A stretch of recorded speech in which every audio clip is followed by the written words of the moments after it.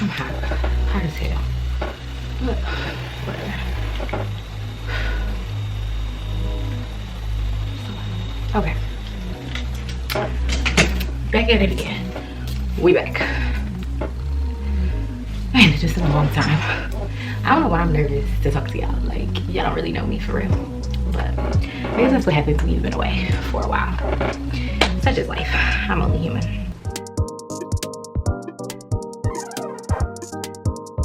Hey y'all, and welcome back to the Ginger Spice Show. I am your hostess with the mostest, Ginger Spice, and it is a pleasure to be back here with you all. I ain't even gonna waste y'all time. We're gonna get into the real tea today because I know that y'all have been asking, where have I been? I ain't even been on Instagram, and y'all know it's a problem when I don't even be on my Instagram stories. So we're gonna get right into it. The title says it, 2 resignations in 2 years. What is going on? What is going on? What's the real tea?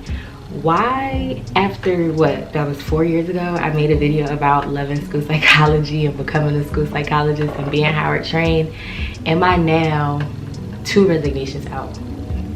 Y'all wanna know? I wanna tell y'all, so let's hop right into it.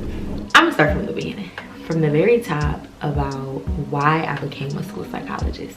And y'all know this, y'all watched the video, talked about all the things that I loved about school psychology, and really at the top of the list, number 1 on the pyramid, is I wanted to work with kids. I wanted to work with children in the school setting because children are in school 8 hours a day, right?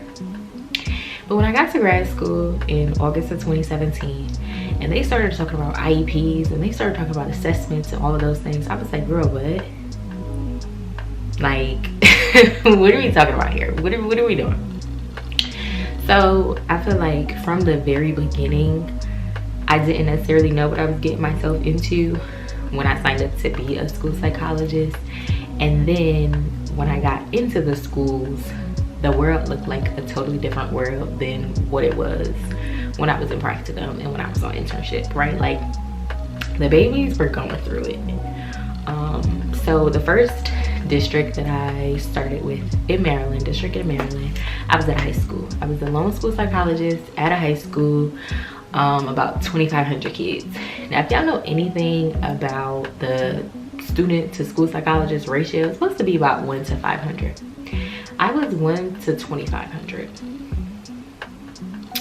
I just let that sink in, digest that for a little bit. And it wasn't like the whole school was special education, right? The SPED caseload was about 200 students, which wasn't bad, but there was a very high need of students who were general ed, right, who just needed support. And the school had, what, 8 or 9 counselors who the students, and this is by their accord, I'm not throwing no shade, they didn't mess with him. So I came in young, hip, and really just a safe space for students. And they really just vibed with that. We was really locked in. But because of the amount of testing and assessments that I was doing and meetings, right, like that I was in, I didn't have enough time to give to the students, right? Which is a big problem for me, especially when, again, the reason that I came to this field was to work with kids. And it never felt like there was ever a happy medium between the amount of times I was spending in meetings and the amount of times that I was spending, like, actually just being in service to children. So that, I would say, is the first thing that, like, was why I left that first district. Just, again, the amount of testing versus the amount of support that I was able to be to students, especially high school. These are young adults who really just need support, and not being able to provide that for them was problematic for me. Top of the list. Next, not being trained to support in the ways that the school was needing me to be. So when I was at this high school, I was doing a lot of suicide risk assessments and behavioral threat assessments. And this is like fresh off of COVID. my first job as a school psychologist. So I had done them while I was in practicum and on internship. I've seen them being done, but to be the like one person doing them, when in the district I was in, it was supposed to be a 2-man show, and the people that I was working with were literally leaving me for dead. That was a lot. And when I tell you it was a high number, like I don't have access to what the actual number was, but like it was pretty much like twice a week I was doing a suicide risk assessment, and maybe I did like 3 or 4 behavioral threat assessments. And again, being super new and not having support from the people in your building definitely takes a toll on you, I'll say. And it just kind of started to wear on me, right? And in all of that, right, I also didn't feel like I was supported by leadership. And I had this really tough case that I started working on or met the student. The student became like a neighborhood household name in the school in about September, October. We didn't close out the case until February. And during that entire time, I did not receive as much support as I needed from my leadership in the school and even at the district level. And for me, I don't like no mess like that. Like if I'm asking for help, I'm asking for help because I need help. And I'm new, like fresh out the gate, and I'm experiencing some crazy, like I don't even like talking about it because I don't want to like sensationalize and like be talking about people's kids, you know, for social media. But it was some next level stuff that for my first year as a school psychologist, like on the ground, it just didn't sit right with me. So I feel like that was pretty much summative of like my first district experience, where I was just like, yeah, this ain't it. I'm gonna take a break, I'm gonna take a step back, submit my resignation. The semester after that, so that was June 2020, and then the fall of 2020 I went on to be an adjunct professor at a community college around the corner from my house, not too far. But that was super cool. If y'all want to know more about my semester as an adjunct professor teaching intro to psychology, yeah, drop it in the comments, let me know if y'all want to hear more about that. After being an adjunct, wasn't making no money, wasn't making enough money to really fund my lifestyle in the way that I like to live. So I was like, okay, I need to go back to work. So I applied to another district in Maryland, and I knew going in that God was calling me to do something else, but school psych was all I knew, right? Like I just went through a 3-year master's program, just worked for 2 years. Like it's like, okay, let me give another district a try. Like, let's see. In this district, when I tell you they upped it with the check, like my salary went up like $25,000 just from switching districts in the same state. So that money looked good. But the lesson there, my friends, don't let the coin come and kill you. Do not let the coin, the little bit of money, come and kill you. And I say that because the school that I was at, so I went from being at high school in my first district to middle school. And I hate middle school. I tell anybody that's listening, I do not like middle school. When I was in practicum and had a middle school, I didn't have a middle school on internship. Like, I don't like it. It's weird in the puberty space of middle school. But what I will say is that I did, right, hindsight is 2020, I did love this middle school that I was at, but there was just so much going on that, so from the start, when I started, they had three psychologists covering the full-time position that was there. So when I came in, they kind of scaffolded me for about 2-3 weeks, and then it was me by myself. And I knew within the first month, so I started in January 2023, I knew within the first month that it wasn't gonna work. It wasn't gonna work, I wasn't gonna last there, and I should have listened to my spirit. I should have listened to the, like, don't know what it was from God. I should have listened, because within that first couple of months, mind you, y'all know, if you are a school psychologist to be, or just someone who's interested in the field, I'm gonna give you a little bit of IDEA knowledge, right? So you get essentially 2 full months to do an initial evaluation, 60 days. When I started, the first case that I had at the school that I was at, they gave me 30 days. I had 30 days to complete it, which I shouldn't have done, because again, hindsight is 2020. The way that they see you handling stuff in the beginning is how they're going to treat you in the end. And I'm gonna get there, but I'm gonna start now by saying that because I came in and was like hitting the ground running and taking all their mess in the beginning, in the end, they essentially were just like, you can do it, you're fine. So in this district, they practice what they call a full service model of school psychology. So you know the 10 NAST domains, and I'll add them probably over there, where most districts are super focused on just testing. This district, you essentially did everything. Counseling, testing, SST, crisis team, like everything. You did everything, which I wasn't opposed to, right? Like, you come into this field knowing that you wear a lot of hats. And in the previous district that I was in, I was already doing that. So to come into this new district, it was like, okay, I'll give it a try, and this isn't anything that's new to me, so let's just do it. Baby, was I wrong? Like, wrong was wrong, and wrong and wrong. And so with all of the hats that you're wearing in this district, the 2 major ones that I had were testing, and I had a direct service caseload. So in my previous school, I was doing a lot of testing, but I only had 2 kids on my direct service caseload, which was fine, right? Like, meeting with 2 kids weekly to talk about their concerns. In this new district, I had a full testing caseload, plus in my first semester, so from January to May, I had 15 kids on my direct service, and then in the fall, I had 23 kids.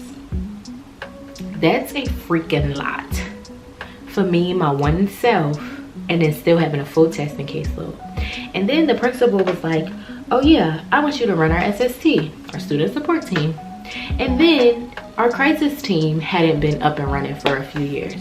So I literally was the principal of the damn school, let me tell it, because there was so much that I was doing that ultimately meant that I needed to take homework every day to be able to get my job done, which is a hell no for me.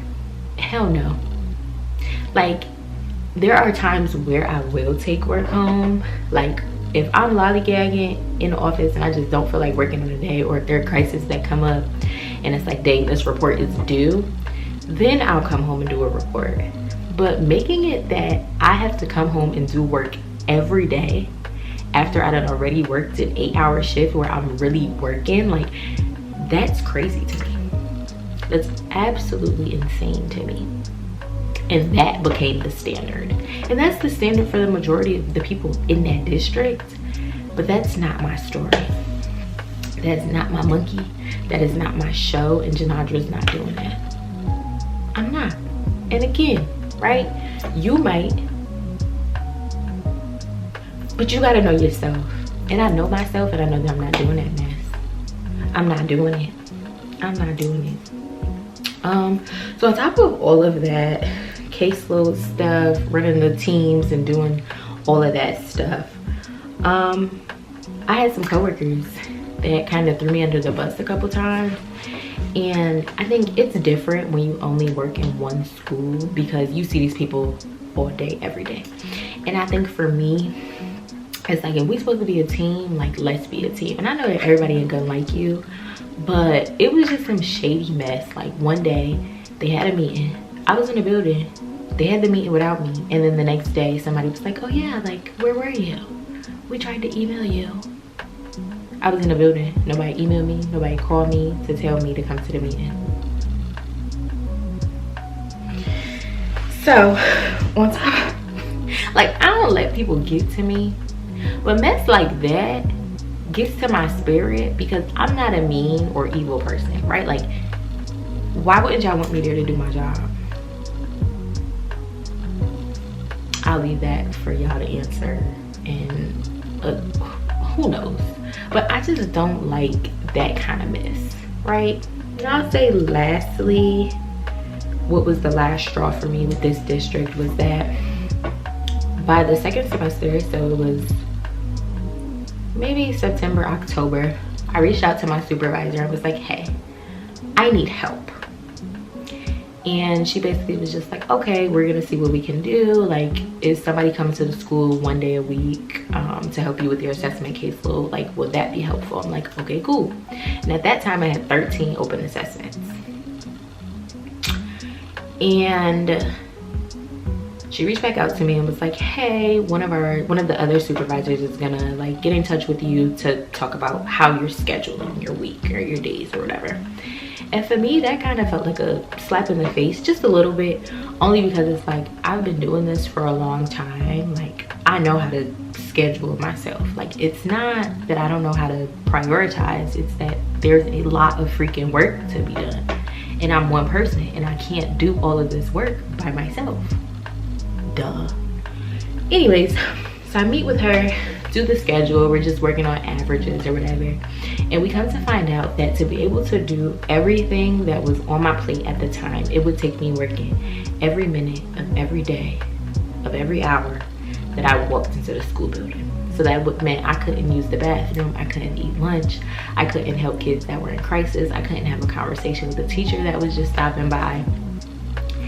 And when my supervisor found this out, she kind of was like, oh wow, that's crazy. But then nothing changed. Okay, my other supervisor reached back out and was just like, hey, circling back, like, how many open assessments do you have? And I said, I have 9 open assessments. And she essentially told me that that didn't warrant me having somebody help me.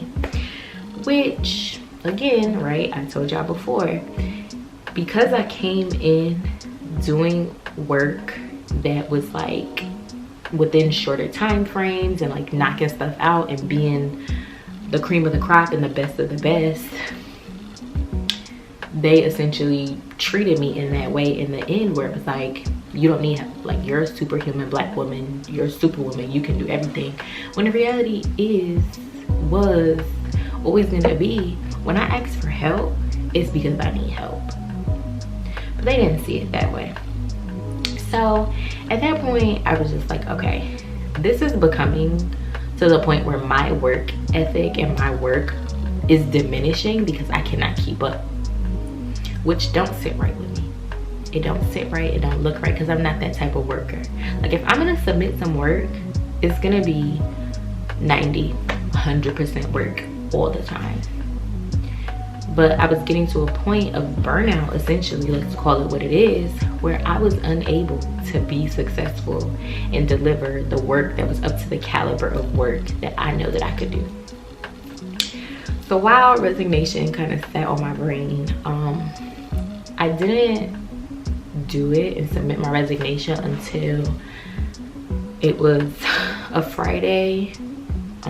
We had this like PD first year meeting, and I went into the room and all of my supervisors were there, and none of them asked me how I was doing. And it might seem small, right? But I feel like if y'all know me and know how just people-centered and human-centered I am, like, I care about people and I care about their hearts, then people not asking me how I was holding up was the last straw. That was the straw that broke my back. And I went home and I told my fiance, and I knew that I just needed to get out of that space. I knew that I could no longer be in a space like that, where my supervisors didn't care about me, where the people at the school was treating me crazy, where like all the parents was sending me emails yelling at me. Like, I literally in December had the flu for a week and couldn't meet with the student. Her mom like emailed the principal, like trying to get me in trouble. And it's just like, have we gotten so far from just being humans and caring about people? And that didn't sit right with my spirit. So I had to get up out of there. I had to chuck my deuces up and choose me. And one thing about it, I'm gonna choose me every step of the way. You don't even have to ask question, I'm gonna choose Janadra. And that may not be everybody's story. Everybody may not have the space to do that. But for me in my house, yeah, I'm gonna do it. I have to prioritize me and what I got going on in my livelihood, because clearly they'll come and allow the job to kill you and not say nothing. So now they have 3 school psychologists covering that one position again, when all they needed to give me was maybe a half of a person every once in a while to just assist me with some of the work.